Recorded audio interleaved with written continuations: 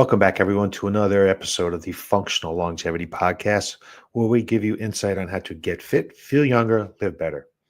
I'm your host, Chris Borda, best-selling author and owner of Y.E.S Fitness. Let me first thank you for taking time from your busy day to listen to what I have to say. And before we get started, let me also thank our sponsor, Y.E.S Fitness. Most people lose the ability to enjoy life as they age. At Y.E.S Fitness, we help people age 40 plus get fit so they can live longer and enjoy those extra years doing the things they love to do. Some quick housekeeping here. If you'd like to get a timestamp or a transcript of today's broadcast, head on over to yesfitnessct.com. You'll see a button on the top that says podcast, and it will now give you access to 365 episodes. You can also get this broadcast wherever podcasts can be found. Why this one painful feeling destroys your brain. Today, we're talking about something that doesn't usually make the headlines. It doesn't look dangerous at first glance, but it's powerful. It can change your brain, your health, and even how long you live. I'm talking about loneliness. Now, solitude itself can be wonderful if we choose it time to time. They say we're going to paint, we're going to read, or recharge. But loneliness is different. It's a kind of solitude you don't sign up for. It creeps in quietly, and it carries serious weight for your brain and body. So let's break down what science has discovered about loneliness, how it reshapes your brain, and how it links to depression and mortality, and what you can do about it. First, how slowly it creeps in. Here's the thing. Loneliness rarely happens overnight.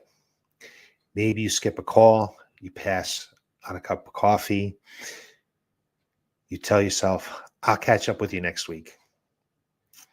Next thing you know, whole weekends pass without much real connection. That's when it sneaks up on you, this feeling that you're drifting. And science tells us it's more than just a mood. It can carve into your health. So in 2023, a meta-analysis across 15 countries published in the Journal of Gerontology looked at loneliness and cognitive function in over 70,000 older adults. The results? Loneliness consistently predicted poorer memory, attention, and executive function, even after adjusting for health conditions, income, and education. That means loneliness alone was independently linked to how sharp people stayed as they age. So even if you think you're doing fine, isolation has subtle ways of stacking up. So how does this attack your brain? Well, our brains are built for company, sharing stories, laughs, and even arguing. These moments light up neural pathways, keep synapses firing, protecting against cognitive decline. Without them, it's like leaving a field unplowed. The soil hardens, weeds move in. In a 2020 review in Frontiers in Aging Neuroscience showed that chronic social isolation correlates with structural brain changes. Shrinkage in the hippocampus, that's what's critical for memory, reduces frontal cortex volume, which is used in decision-making, and higher white matter hyperintensitivities, tiny lesions linked to dementia risk. Even more striking, loneliness raises stress hormones like cortisol. Over time, cortisol impairs neuroplasticity, the brain's ability to adapt, learn, and recover. That's why focus slips, decisions feel harder, and memory falters. Now here's the big one. The Chicago Health and Aging Project. This study follows 7,760 older adults for nearly 8 years. And what did those researchers find? Well, first, loneliness nearly doubled the risk of Alzheimer's disease. That's an odds ratio of about 2 to 1. Social isolation alone bumped the risk of Alzheimer's by about 18%. The combination of loneliness and isolation had the most damaging effect. That's not theory, that's decades long evidence showing that disconnection rewires the brain, and not for the better. So we have loneliness, depression, and mortality. Let's go a little wider here. Loneliness doesn't just affect cognition, it wears down mental health and lifespan itself. In 2023, a narrative review in Nature, Humanities, and Social Sciences Communications highlighted that chronic loneliness is strongly associated with major depression, generalizing anxiety, and suicidal thoughts. Why? Because loneliness alters the brain's reward system. Social interaction normally boosts dopamine and oxytocin. But when those signals are absent, mood regulations falter. The emotional load doesn't stop there.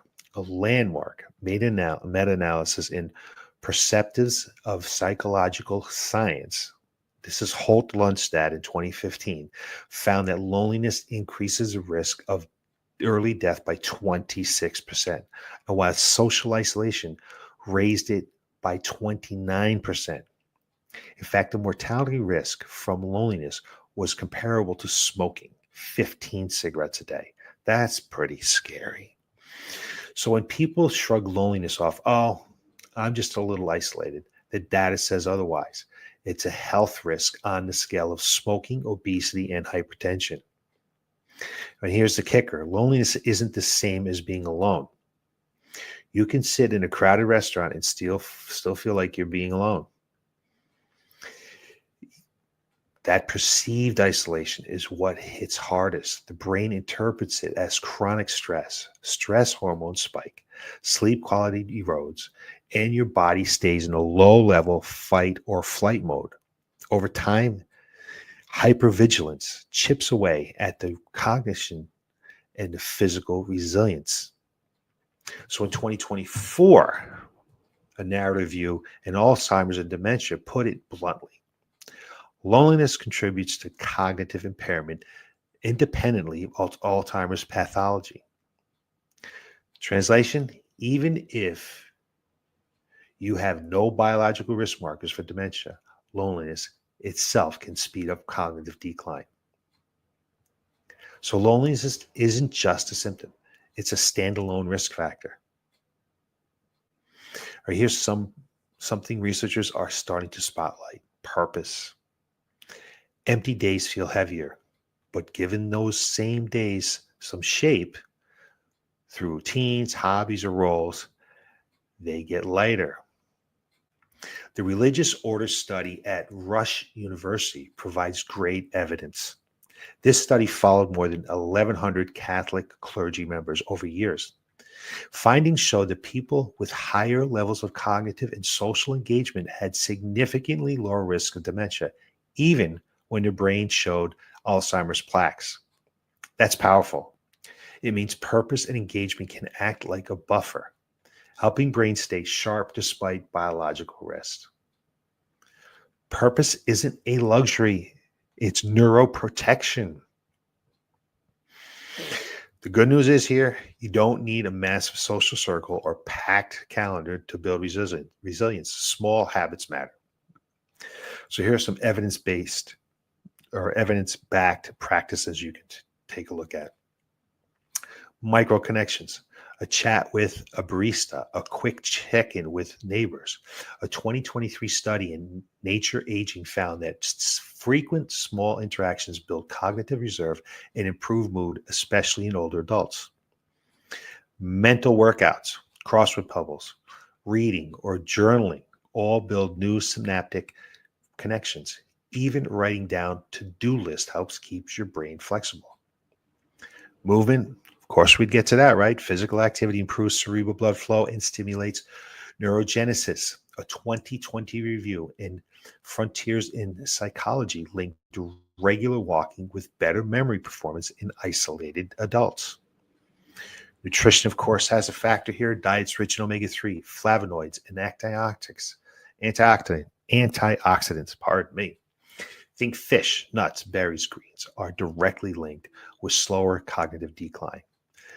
Pair that with exercise, and you've built a serious shield against isolation effects. These aren't extras, they're foundational tools to protect your brain against loneliness. Well, here's the tricky part. Loneliness starts small. You miss a few calls, your sleep feels off, you're irritable. But when those feelings stick, when you start shaping your daily choices around this, that's your signals. At that point, don't wait. Depression and anxiety often follow prolonged loneliness, and untreated depression accelerates cognitive decline.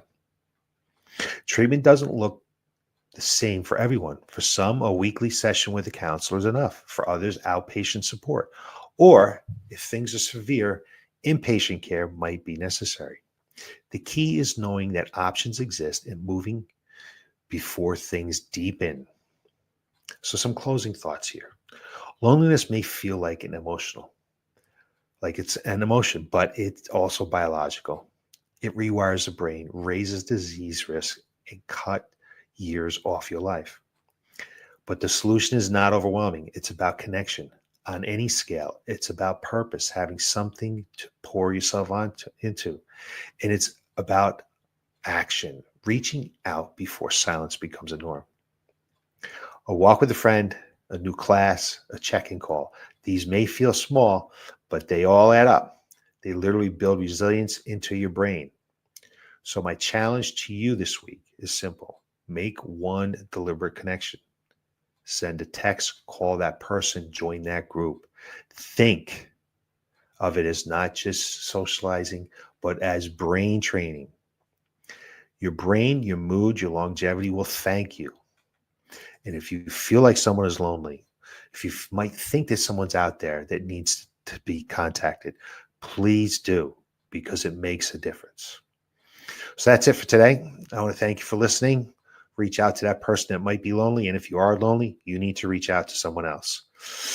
And that's it for today. I hope you guys have a great day, and I'll talk to you next week. Thanks.